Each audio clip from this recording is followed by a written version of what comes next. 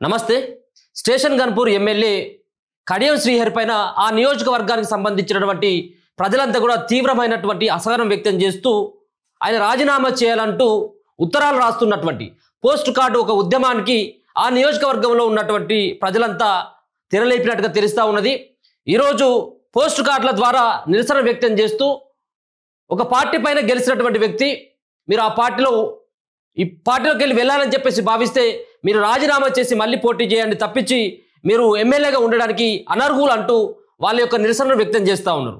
So ముఖ్యంగా మనం చూసుకోవచ్చు, తెలంగాణ రాష్ట్రంలో బీఆర్ఎస్ పార్టీ నుంచి గెలిచి 10 మంది ఎమ్మెల్యేలు కాంగ్రెస్ పార్టీలోకి వెళ్ళినటువంటి సందర్భం కనబడతా ఉన్నది. సరే, ఒక రకంగా ఆ 9 మంది విషయం అటు పక్కన పెట్టినట్టయితే కడియం శ్రీహరి అంటే ముందుగా తన కూతురికి టికెట్ కాంగ్రెస్ పార్టీ నుంచి, అప్పటికే తెలంగాణ రాష్ట్రంలో కాంగ్రెస్ పార్టీ అధికారంలోకి వచ్చింది. దాని తర్వాత ఆయన పార్టీ మారి వాళ్ళ కూతురికి ticket, MP ticket, Warangal MP టికెట్కి ఇప్పించుకోవడం జరిగింది. కాంగ్రెస్ పార్టీ అధికారంలోకి వచ్చిన తర్వాత 1-2 నెలల్లోనే కడియం శ్రీహరి కొన్ని హాట్ కామెంట్ చేసిండు. ఇది ఉండేదా పోయేదా, 6 నెలల్లో కాంగ్రెస్ పార్టీ కూలిపోతుందని. కానీ 6 నెలలు తిరగక ముందుకే ఆయన పార్టీ మారి బీఆర్ఎస్ పార్టీ కండువా మార్చేసి ఆయన కాంగ్రెస్ పార్టీ కండువా కప్పుకున్నాడు. సో మొత్తానికి ఎవరు చేసినప్పుడు కూడా తెప్పాయి. గతంలో ఉన్నటువంటి ఆ ప్రభుత్వం, గతంలో ఉన్నటువంటి కేసీఆర్, ఈ రోజు ఉన్నటువంటి కాంగ్రెస్ రేవంత్ చేసినటువంటిది కూడా అది 100% తప్పే. అందరూ కూడా ఖండించాల్సిన అవసరమే. సో ఒక పక్కన కోర్టు, మరొక పక్కన స్పీకర్ యొక్క నేతృత్వంలో ఇది ముడిపడి ఉంది. వీళ్ళపైన ఏ విధమైనటువంటి యాక్షన్ తీసుకుంటారు, వీళ్ళపైన వేటు పడుతుందా లేకపోతే తాత్సారం జరుగుతుందన్నది రెండో అంశం. కానీ స్టేషన్ గన్పూర్ సంబంధించిన ప్రజలైతే ఒక వినూత్నమైనటువంటి కార్యక్రమానికి తెరలేపడం జరిగింది. రాజీనామా చేయాలని కడియం శ్రీహరికి పోస్ట్ కార్డులు పంపుతున్న స్టేషన్ గన్పూర్ నియోజకవర్గ ప్రజలు బీఆర్ఎస్ పార్టీ నుంచి పోటీ చేసినందుకే మీకు ఓటు వేశామని, పార్టీ మారినందుకు రాజీనామా చేయాలని డిమాండ్ చేస్తూ కడియం శ్రీహరికి పోస్ట్ కార్డులు పంపుతున్నారు. ఎట్లా పంపుతున్నారు పోస్ట్ కార్డులు అంటే ఇక్కడ చూసుకోవచ్చు. గౌరవనీయులైన స్టేషన్ గన్పూర్ ఎమ్మెల్యే కడియం శ్రీహరి గారికి మీరు భారత రాష్ట్ర సమితి తరపున ఎమ్మెల్యేగా నన్ను గెలిపించండి అని ప్రచారంలో మీరు అన్నందున నేను నా యొక్క అమూల్యమైన ఓటు వేసి గెలిపించిన ఇప్పుడు మీరు రైతులను అరిగోస పెడుతున్న కాంగ్రెస్ పార్టీలో చేరారు కాబట్టి మీరు రాజీనామా చేయగలరు అని మనవి. ఇట్లు మీకు ఓటు వేసిన స్టేషన్ గన్పూర్ ఓటర్ని ఇట్టబోయిన భూపతిరాజు ముదిరాజు. సో ఆ స్టేషన్ గన్పూర్ సంబంధించిన ఓటరు భూపతిరాజు ముదిరాజు ఏది గతంలో నేను బీఆర్ఎస్ అంటే భారత రాష్ట్ర సమితి తరపున ఎమ్మెల్యేగా నన్ను గెలిపించండి అని చెప్పేసి ప్రచారం చేసినావు కాబట్టి మీరు ఆ పార్టీలో లేరు, మీరు పక్క పార్టీలోకి వెళ్ళింది కాబట్టి మీరు రాజీనామా చేయండి అని చెప్పేసి వాళ్ళు మనవి చేస్తూ ఉన్నామని చెప్పేసి భూపతిరాజు ముదిరాజు, అలాగే ఇక్కడ ఉన్నటువంటి తాటికాయల చిరంజీవి ఇది స్టేషన్ గన్పూర్ ఓటరే, సేమ్ యాజ్ ఇట్ ఈస్ గా సేమ్ ఇదే మ్యాటరు గౌరవనీయులైన స్టేషన్ గన్పూర్ ఎమ్మెల్యే కడియం శ్రీహరికి.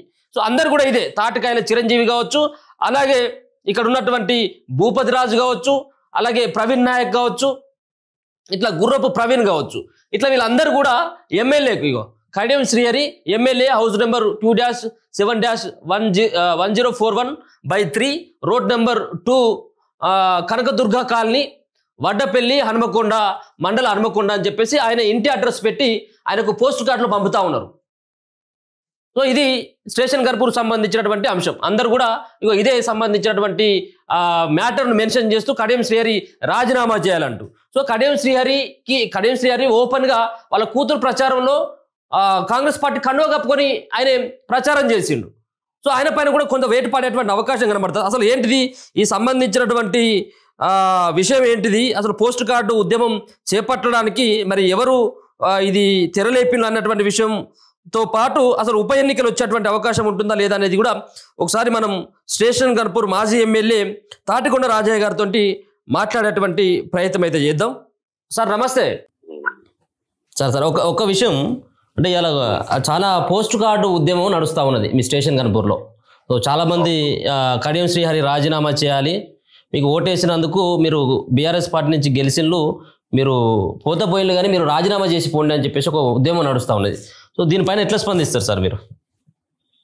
సో ఇది జగమెరిగిన సత్యమే కదా. ఆయనే స్వయంగా పెద్దపెండాల బహిరంగ సభలో నేను 1 సంవత్సరం కిందనే రేవంత్ రెడ్డి గారి కోరిక మేరకు అభివృద్ధిని దృష్టిలో పెట్టుకుని కాంగ్రెస్ పార్టీలోకి చేరానని చెప్పిండు.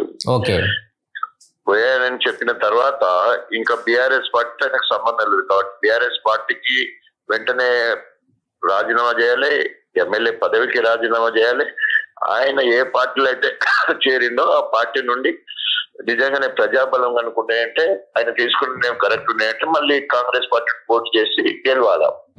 సో ఆనాడు ప్రజల అభిష్టం మేరకు ఇట్లాంటి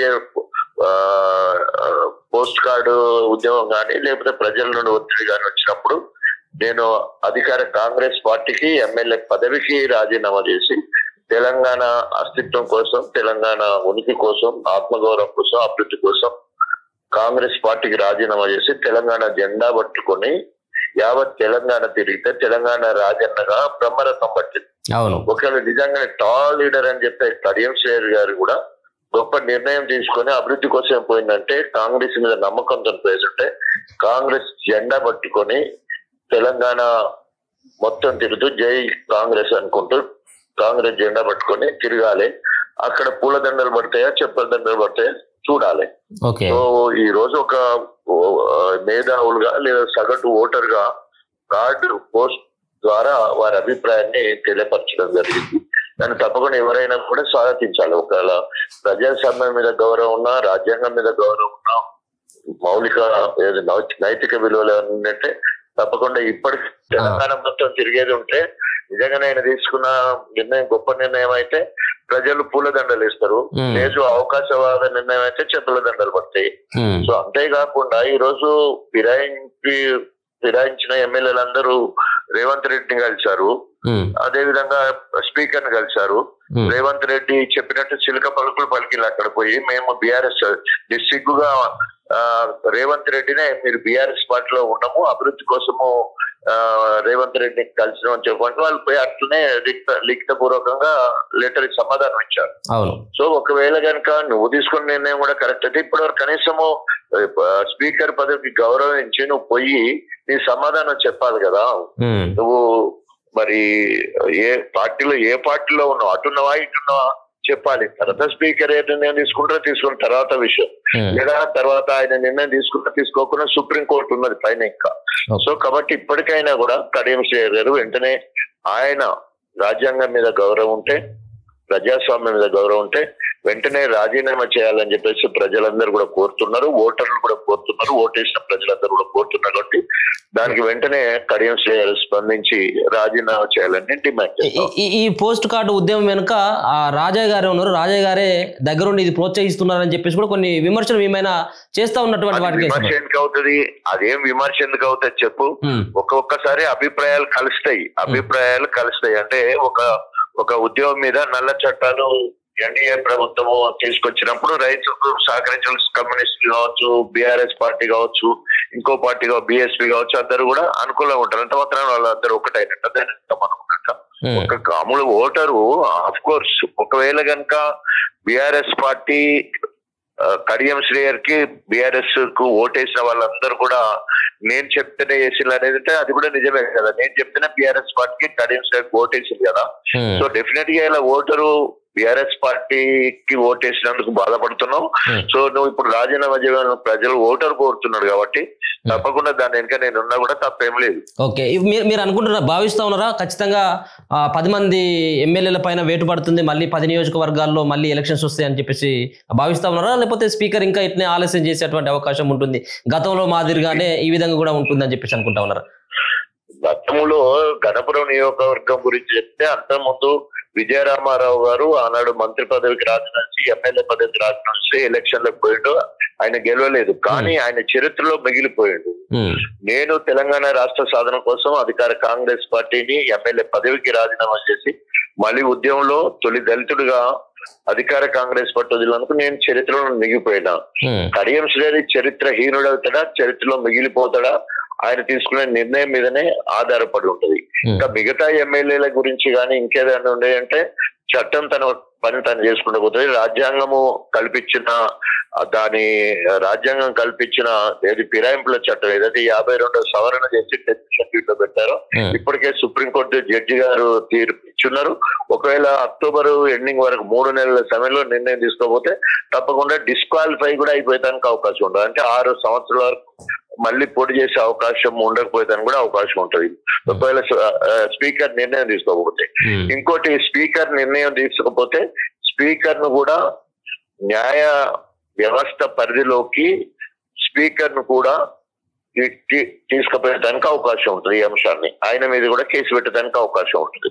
ఏ విధంగానైతే ఎమ్మెల్యేలు ఫిరాయించిన ఎమ్మెల్యేల మీద మేము ఏదైతే కేసు పెట్టామో హైకోర్టులో, సుప్రీంకోర్టులో, అట్లాగే స్పీకర్ మీద కూడా ఆయన విద్యుత్ ధర్మాన్ని రాజ్యాంగబద్ధమైన పోస్టులో ఉండి న్యాయం చేయకపోతే స్పీకర్ ను కూడా న్యాయ వ్యవస్థలోకి లాగడానికి అవకాశం ఉంది. అంటే కేసీఆర్ చూపెట్టినటువంటి బాటలోనే మిగతా పార్టీ మారినటువంటి ఎమ్మెల్యేలు ఇదే చెప్తున్నారు. గతంలో కాంగ్రెస్ ఎల్పీని విలీనం చేసుకున్నారు, టీడీపీ పార్టీని పూర్తిగా లేకుండా చేసిండ్రు. సో చాలా మంది ఎమ్మెల్యేలను, ఎంపీలను, ఎమ్మెల్సీలను కలుపుకున్నప్పుడు లేనటువంటి ఈ అభ్యంతరం ఇప్పుడు బీఆర్ఎస్ పార్టీలకు సంబంధించిన నేతలకు వచ్చినటువంటి ఇబ్బంది ఏంటి అని చెప్పేసి కూడా మాట్లాడుతున్నటువంటి వాళ్ళకి ఏం సమాధానం చెప్తారు? సో ఇప్పుడు అనేక చట్టాలలో రాజ్యాంగంలో అంబేద్కర్ గారు అనేక రకాలుగా అవకాశాలు కల్పించినంతది. ఉదాహరణకి మర్డర్ చేసిన వానికి ఏమంటారు యావజ్జీవక శిక్ష గాని లేకపోతే మరణ శిక్ష గాని వేస్తారు. ఉదాహరణకి వేసిన తర్వాత వాళ్ళు కింది కోర్టు నుండి పై కోర్టుకు పోయడానికి, పై కోర్టు నుండి హైకోర్టుకు, సుప్రీంకోర్టుకు, ఆఖరికి అన్ని అయిపోయినాక కూడా రాష్ట్రపతి క్షమాభిక్ష కోసం కూడా వాళ్ళు ప్రయత్నం చేస్తారు కదా. అట్లాగే ఇందులో ఏమి వెసులుబాటు ఉంది అంటే ఈ ఫిరాయింపు చట్టం 1985లో తీసుకొచ్చినప్పుడు అప్పుడు తీసుకొచ్చిన ఉద్దేశం ఏంటంటే వెంటనే నిర్ణయం తీసుకోవాలి. ఎందుకంటే పుణ్యకాలం అయిపోతుంది, పార్టీలు మారుతున్నారు, 5 ఏళ్ళు అయిపోతుంది, మళ్ళీ దర్జాగా మళ్ళీ ఎలక్షన్లకు పోతా ఉన్నారు. ఎందుకోసం అంటే కింది కోర్టు, పై కోర్టు అట్లా అయిపోయాక 5 ఏళ్ళు అవుతుంది అనే ఉద్దేశంతో ఏసీ సేన్ అనే న్యాయశాఖ మంత్రి విత్ నో టైంలో దీని చర్య తీసుకోవాలనే ఉద్దేశంతో రాజీవ్ గాంధీ గారు ప్రధానమంత్రిగా ఉన్నప్పుడు ఈ చట్టాన్ని తీసుకురావడం జరిగింది. చట్టం ఉద్దేశం ఏంటంటే వెంటనే చర్య తీసుకోవాలని. ఇప్పటికీ 1.5 సంవత్సరం అయిపోయింది పార్టీ ఫిరాయించి, ఇప్పటి వరకు చర్య తీసుకోలేదు. ఇంకెన్నాళ్ళు రిప్లై ఇవ్వకుండా కొన్ని రోజులు, లెటర్ ఇవ్వకుండా, నోటీస్ ఇవ్వకుండా కొన్ని రోజులు, ఇట్లా అనేక రకాలుగా ఇప్పటికే ఆలస్యమైంది. సో ఆనాడు మర్చిపోయినా అందులో ఈ ఫిరాయింపు చట్టంలో ఉన్న వెసులుబాటు ఏంటంటే ఒక పార్టీ మారాలనుకున్న వాళ్ళు 2/3 మెజారిటీ మారి ఒక గ్రూప్ గా ఏర్పడి స్పీకర్ కనుక లేఖ ఇచ్చి మేము అలా 2/3 మెంబర్లను మేము ఈ రోజు అధికార పార్టీలో విలీనం అవుతున్నామని చెప్పేసి కనుక లేఖ ఇస్తే విలీనం అయ్యడానికి అవకాశం ఉంది. ఆ సందర్భంలో ఎక్కడ కూడా కేసీఆర్ గాని, కేటీఆర్ గాని, హరీష్ రావు గాని ఎవరు పోయి వాళ్ళ ఇళ్లకు పోయి బతలాలేదు, వాళ్ళ కండువలు కప్పలేదు, ఏం లేదు. వాళ్ళంతటా వాళ్ళు స్వచ్ఛందంగా స్పీకర్ కి పోయి ఒక గ్రూప్ గా ఏర్పడి వారు పార్టీలో కలవడం జరిగింది, కానీ వారికి పార్టీ కండువ కప్పలేదు. అదే రేవంత్ రెడ్డి గారు, అదే మున్షి గారు, అదే విధంగా అనేక మంది ఇళ్లకు పోయి ఫిరాయింపు ఎమ్మెల్యేలందరికీ కండువలు కప్పడం జరిగింది. రేవంత్ రెడ్డి దగ్గర కూడా కండువ కప్పుకున్నారు. మళ్ళీ దేవుని కండువలని, జాతీయ కండువలని, జాతీయ జెండా కండువ అని చెప్పేసి మరి జాతీయ జెండాను కూడా అవమానపరిచే విధంగా మాట్లాడుతున్నారు. అందే ఏదో పిల్లి పాలు తాగుతూ కళ్ళు మూసుకుంటే ఎవరు చూడలేదు అనుకుంటే కరెక్ట్ కాదు. ఇలా అందరూ తెలుసు, ఫిరాయించిన వాళ్ళందరూ కూడా కాంగ్రెస్ పార్టీలో చేరినట్టు అందరికి తెలుసు. రేవంత్ రెడ్డి కళ్ళు మరి ఏమంటారు కళ్ళు మూసుకొని పిల్లి తాగినట్టు మీరు బీఆర్ఎస్ లో ఉండు చెప్పమనడం సిగ్గుగా వాళ్ళు మళ్ళీ అదే మాటలు స్పీకర్ చెప్పడం చాలా అభ్యంతకరం. సరే ఏదేమైనా కూడా వాళ్ళు ధైర్యంగా మేము కాంగ్రెస్ పార్టీలో వెళ్ళాము, ఉన్నామని చెప్పుకోలేదు. ఈయన స్థితిలో ఇవాళ కాంగ్రెస్ పార్టీ ఉంది. తప్పకుండా వాళ్ళ మీద రాజ్యాంగబద్ధంగా, చట్టపరంగా, తర్వాత ప్రజాస్వామ్యబద్ధంగా తప్పకుండా వాళ్ళ మీద వేటు తప్పకుండా పడుతుంది. చివరిగా మీ గన్పూర్ నియోజకవర్గంలో మళ్ళీ ఉప ఎన్నిక వస్తే రాజయ్య గారే పోటీ చేయబోతా ఉన్నారా బీఆర్ఎస్ పార్టీ నుంచి? ముందుగా నేను ఇంతకుముందు కూడా చెప్పిన ఉప ఎన్నిక అనేది తర్వాత అంశం. ముందుగా రాజ్యాంగానికి వ్యతిరేకంగా, ప్రజాస్వామ్యానికి వ్యతిరేకంగా మరి ఇవాళ కడియం శ్రీహరి గారు ప్రవర్తిస్తున్నారు కాబట్టి ఆయన మీద రాజ్యాంగబద్ధమైన చర్య ఉండాలి. సుప్రీంకోర్టు ప్రకారం స్పీకర్ గారు నిర్ణయం తీసుకోవాలి. రాజీనామా చేసిన తర్వాత ఎలక్షన్లు అనేది ఎలక్షన్ కమిషన్ అనౌన్స్ చేస్తుంది. టికెట్లు అనేది అధిష్టానం నిర్ణయించడం జరుగుతుంది. గెలుపోవటములు ఎట్లా ఉన్నా కూడా అధిష్టానము మా బీఆర్ఎస్ పార్టీ మరి తప్పకుండా ఇప్పటికే పలుమార్లు చెప్పడం జరిగింది, తప్పకుండా రాజయ్య నిలబడతారని. అధిష్టాన నిర్ణయాన్ని బట్టి తప్పకుండా వారు ఆదేశిస్తే నిలబడతారు. Right sir, right. Thank you so much. So మొత్తానికి ఇది గన్పూర్ సంబంధించినటువంటి మాజీ ఎమ్మెల్యే అలాగే తెలంగాణ రాష్ట్ర మొదటి ఉప ముఖ్యమంత్రిగా పనిచేసినటువంటి రాజయ్య గారు చెప్తా ఉన్నారు అధిష్టానం ఆదేశిస్తే ఖచ్చితంగా నేను పోటీ చేయడానికి సిద్ధమన్నటువంటి భావనతో పాటు ఈ సంబంధించినటువంటి ఉత్తరాలు ఏవైతే ఏమో ఇది ప్రజల నుంచి స్వచ్ఛందంగా వస్తున్నటువంటి ఒక నిరసనగా చూడాల్సినటువంటి అవసరం ఉంటుందన్నటువంటి ఆ వ్యాఖ్యలు కూడా తను చేసినటువంటి పరిస్థితి కనబడతా ఉంది. చూస్తూనే ఉండండి మన తొలి వెలుగు.